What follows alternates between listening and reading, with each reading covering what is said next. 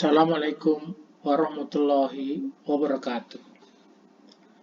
Ya, para mahasiswa sekalian, selamat bertemu dalam materi kuliah Etika Profesi Hukum. Pada kesempatan ini, saya sengaja mengangkat tema tentang rahasia profesi bagi profesi hukum. Nah, rahasia merupakan sesuatu yang tindakan yang disengaja, ya, sesuatu yang disembunyikan agar tidak diketahui orang lain, begitu. Jadi, rahasia profesi merupakan sesuatu yang sengaja disembunyikan agar tidak diketahui oleh orang lain terkait apa yang dirahasiakan dalam profesi dimaksud. Nah, untuk lebih lengkapnya, kita mulai saja dengan slide berikut ini.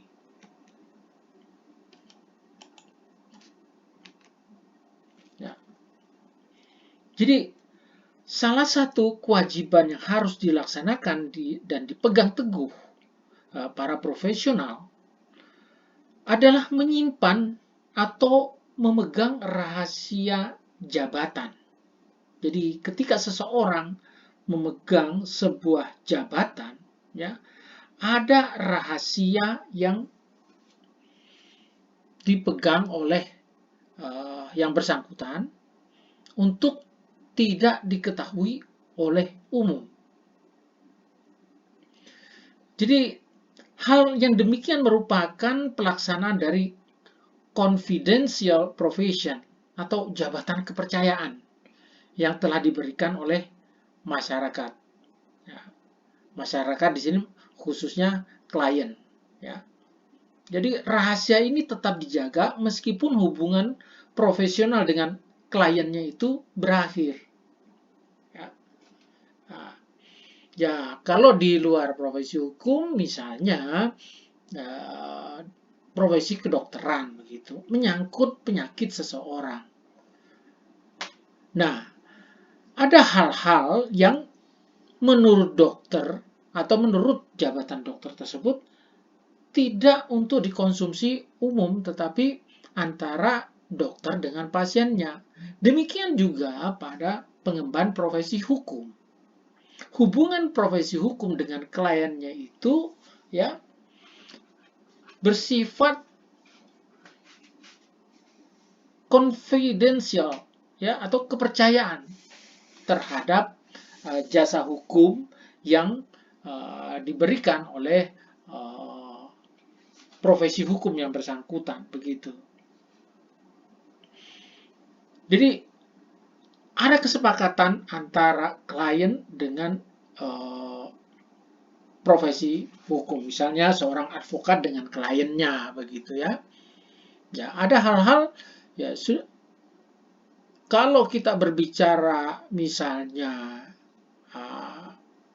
dalam kasus pidana misalnya, contoh ekstrimnya begitu, sudah barang tentu suatu orang yang terlibat dalam peristiwa pidana, dalam hal ini diposisikan sebagai pelaku tindak pidana, ini jelas merupakan aib.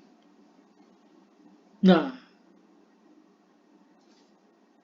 si pelaku tindak pidana memerlukan jasa seorang advokat misalnya. Jadi ada hal-hal yang sifatnya prinsip yang tidak bisa dikemukakan di publik, begitu. Demikian juga misalnya jaksa yang menyidangkan si terdakwa tindak pidana itu, ya. Jadi sebelum sidangnya dibuka di pengadilan, materi dari dakwaan atau tuntutan tidak mungkin akan disebarluaskan, begitu. Karena itu rahasia jabatan. Akan terbuka nanti pada saatnya dalam persidangan yang dibuka terbuka untuk umum. Ya. Kurang lebih seperti itu. Tapi untuk kasus asusila misalnya itu pengecualian. Memang harus tertutup. Ya. Jadi kalau menyangkut misalnya polisi juga terkait substansi penyidikan, jelas tidak akan menyampaikan secara utuh begitu. Ya. Kenapa? Ya cenderung artinya persidangan akan dibawa keluar pengadilan nantinya kan, bukan di forumnya. Kalau itu sudah dibuka, mestinya kan di forumnya di mana? Di pengadilan, gitu. Jadi tidak ada tindakan prematur dari penyidik dalam hal materi penyidikan begitu untuk konsumsi publik. Oke, jadi itu kalau berbicara confidential profession. Kemudian kita akan berbicara tentang sejumlah kode etik profesi hukum yang mengatur rahasia profesi ya. Ada beberapa di antaranya. Misalnya, slide berikut ini ya. Nah, ini beberapa kode etik profesi hukum yang mengatur rahasia profesi. Pasal 1.12 Kode Etik Advokat. Nah, pada pasal ini menyatakan atau menyebutkan advokat harus selalu memegang teguh rahasia jabatan tentang apa yang diberitahukan kepadanya oleh klien secara kepercayaan dengan ketentuan bahwa kewajiban menjaga rahasia ini berlangsung terus setelah berakhirnya hubungan advokat dengan klien. Jadi itu yang saya sudah kemukakan di awal pertemuan tadi, ya, ketika menyangkut rahasia jabatan profesi hukum yang diemban oleh seorang advokat. Ya. Jadi rahasia jabatan yang ada pada advokat tentang apa yang diberitahukan padanya oleh klien. Ya. Ya, sifatnya artinya dia dipercaya untuk memegang rahasia klien begitu, informasi yang disampaikan klien itu ya untuk tidak disebarluaskan sebagaimana perjanjian mereka begitu, atau yang menjadi kewajiban seorang advokat untuk menjaga rahasia kliennya ya, meskipun hubungan hukum artinya hubungan antara advokat itu telah dengan klien itu telah berakhir ya. Artinya ketika seorang klien menandatangani kuasa dengan seorang profesi hukum, seorang advokat, ya, itu kan hubungannya bersifat perikatan, yang artinya hubungan itu terbatas, tidak tak terbatas begitu. Jadi ketika berakhir perjanjian itu bukan berarti rahasia boleh dibuka. Nah, itu ya. Nah, kemudian kode etik profesi lainnya yang mengatur tentang rahasia itu diantaranya sumpah jabatan notaris. Ya, pada angka atau poin ketiga sumpah jabatan notaris itu menyatakan demikian, bahwa saya akan merahasiakan serapat-rapatnya isi kata-kata selaras dengan ketentuan-ketentuan peraturan ini. Ya, merahasiakan serapat isi kata-kata yang selaras dengan ketentuan-ketentuan. Jadi artinya ketentuan-ketentuan etik yang mengikat seorang notaris ya, diantaranya terkait rahasia jabatan notaris ya, dia akan merahasiakan serapat-rapatnya begitu. Artinya dia akan berupaya sedemikian rupa sehingga rahasia jabatan notaris itu tidak mengemuka di publik. Karena itu bagian dari etika profesi notaris. Nah, kemudian ketiga terkait doktrin trikrama adyaksa ya, dalam mukadimahnya Jadi pada angka ketiga atau poin ketiga Mukadimah Doktrin Adriaksa itu menyatakan demi terjaminnya keseimbangan dan kerahasiaan antara kewibawaan pemerintah di satu pihak dan pihak lainnya kepentingan masyarakat. Ya. Jadi tujuan dari menyimpan kerahasiaannya itu terkait keseimbangan dan kerahasiaan. Menyangkut apa? Kewibawaan pemerintah dan kepentingan masyarakat. Jadi itu yang menjadi pertimbangan kerahasiaan profesi korps adjaksa atau profesi jaksa gitu.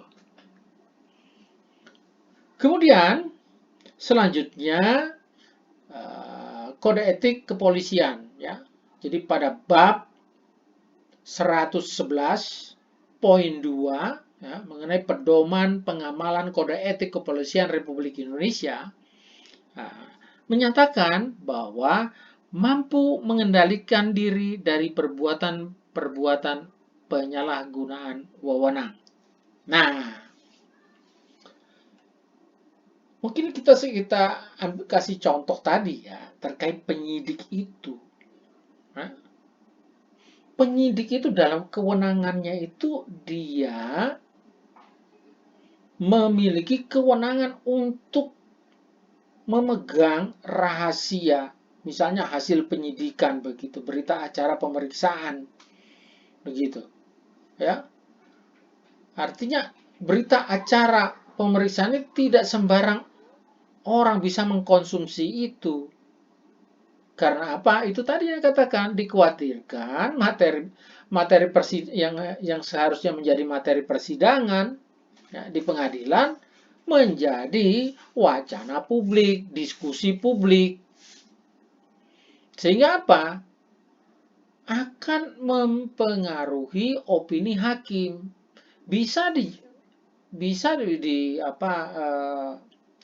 Diperkirakan ketika putusan hakim berbanding terbalik dengan opini publik mengenai hal yang sama tadi itu, bagaimana kepercayaan masyarakat terhadap hakim. Nah, itu. Jadi, hal-hal yang mempengaruhi pendapat hakim itu sebetulnya membahayakan. Ya, artinya buat apa dilaksanakan peradilan kalau materinya sudah kemana-mana. Soalnya, kalau sudah menjadi diskusi publik, itu bisa jadi ada kepentingan yang sifatnya private. Sementara keperluan peradilan sebetulnya kebutuhan masyarakat, kepentingan masyarakat, bukan orang per orang, gitu ya. Oke, baik. Selanjutnya, nah, di sini nyatakan tidak semua kode etik profesi hukum secara eksplisit menyebutkan wajib menyimpan rahasia. Ya. Nah, itu. Jadi ada berbagai macam profesi di lingkungan kita ya, di luar yang saya sebutkan tadi. Misalnya ada profesi arsitek, berarti memiliki kode etik pula. Ada akuntan misalnya, ya. Nah, ada konsultan hukum, misalnya profesi konsultan hukum. Nah, mereka memiliki kode etik sendiri yang dibentuk oleh anggota komunitas profesi yang bersangkutan, begitu. Nah, namun terkait rahasia profesi ini atau rahasia jabatan itu tidak semua secara eksplisit atau secara tegas mengatakan wajib menyimpan rahasia. Tidak demikian, ya. Namun, dilihat dari tugas-tugas yang diemban, dapat diketahui kualifikasinya sebagai rahasia profesi, begitu. Nah, ini jadi macam peraturan tentang di kepolisian, kode etik kepolisian tadi itu. Kan tidak spesifik, artinya tidak eksplisit menyebutkan wajib menyimpan rahasia. Tapi dari perbuatan ya, dari tugas-tugas yang ada padanya itu pasti ada rahasia profesi, rahasia jabatan. Misalnya, polisi di bagian intelijen kepolisian. Apa iya dia akan terbuka? Jangankan informasinya, orangnya saja ketika dalam melakukan tugas undercover atau penyamaran, dia pasti berupaya merahasiakan dirinya. Dia bukan intel, kan begitu. Kalau ngaku ya dia bukan intel berarti kan. Nah, saya kira demikian.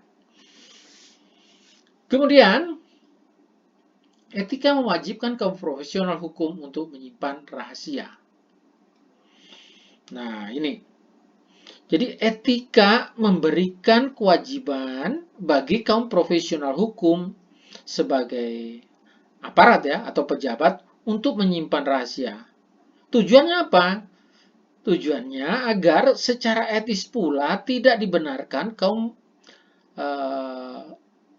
profesional hukum membuka rahasia yang diberitahukan, dipercayakan, dan diperolehkan kepadanya.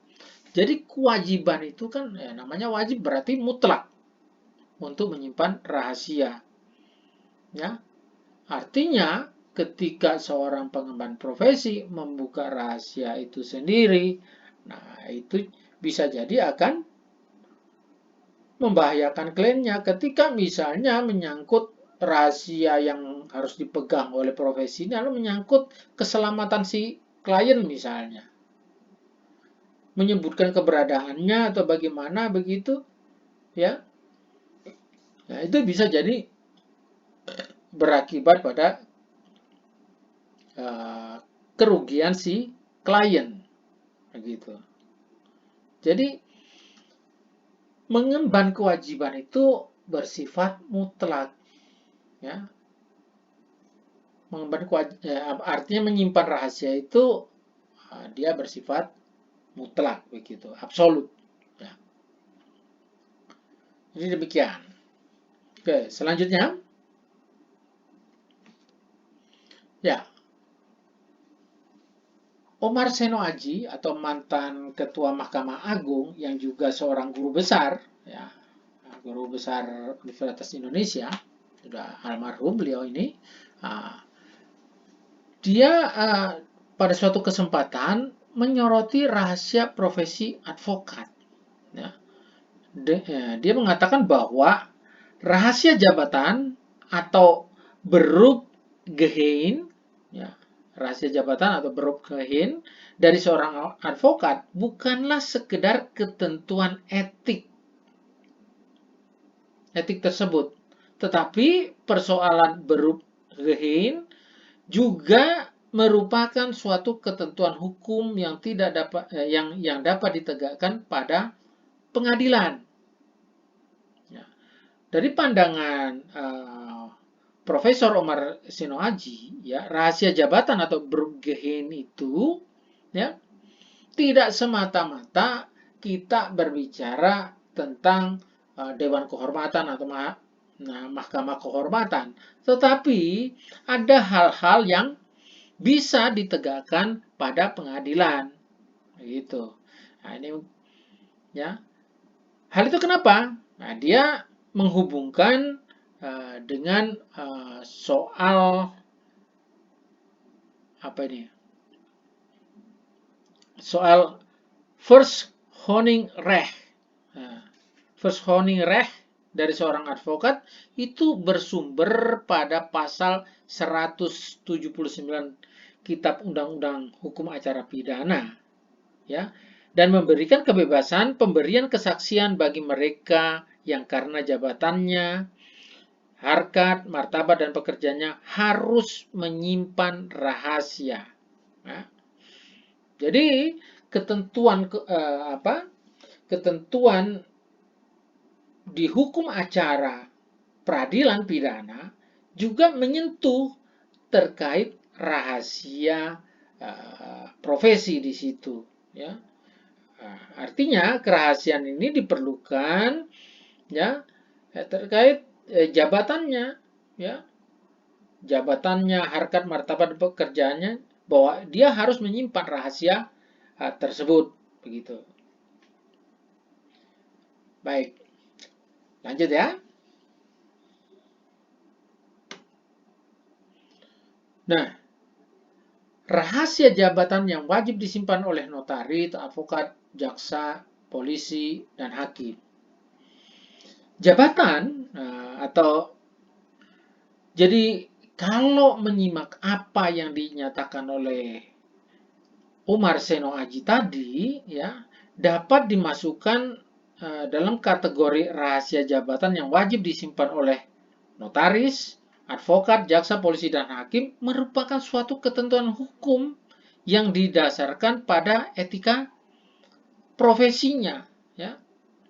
Jadi kerahasiaan dalam jabatan sebuah profesi, ya, seperti notaris, advokat, jaksa, polisi, dan hakim, itu merupakan suatu ketentuan yang didasarkan pada etika profesi yang melekat pada profesi-profesi dimaksud. Jadi rahasia jabatannya itu wajib disimpan. Ya.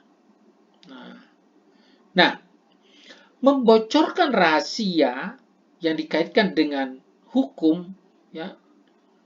Nah, ini bisa merujuk pada pasal 322 Kitab Undang-Undang Hukum Pidana dan pasal 1909 Kitab Undang-Undang Hukum Perdata. Ya. Jadi di sini dinyatakan bahwa apabila terdapat unsur pencemaran nama baik dapat dilihat pada pasal-pasal perbuatan melawan hukum dalam Kitab Undang-Undang Hukum Perdata. Jadi kerahasiaan tadi ketika dibuka, ya, potensinya adalah merupakan apa itu? Ada unsur pencemaran di situ, pencemaran nama baik. Ya sesuatu yang seharusnya tidak boleh dikemukakan di depan umum, ya, dipegang sendiri ternyata dibocorkan. Sudah barang tentu ada yang dirugikan.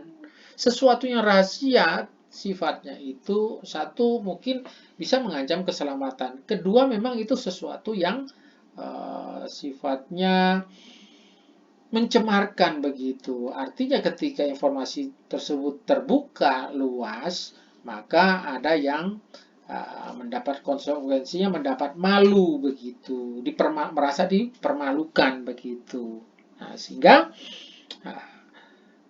bisa jadi ya membocorkan itu unsur pencemaran nama baik mengemuka di situ, sehingga ya, ketika ada pihak dirugikan, maka gugatan dengan dalil terjadi perbuatan melawan hukum bisa diakomodir dalam Kitab Undang-Undang Hukum Perdata. Gitu. Lanjut. Nah, ini mungkin kita sudah sampai pada akhir slide tema pelajaran kita hari ini tentang rahasia profesi bagi profesi hukum.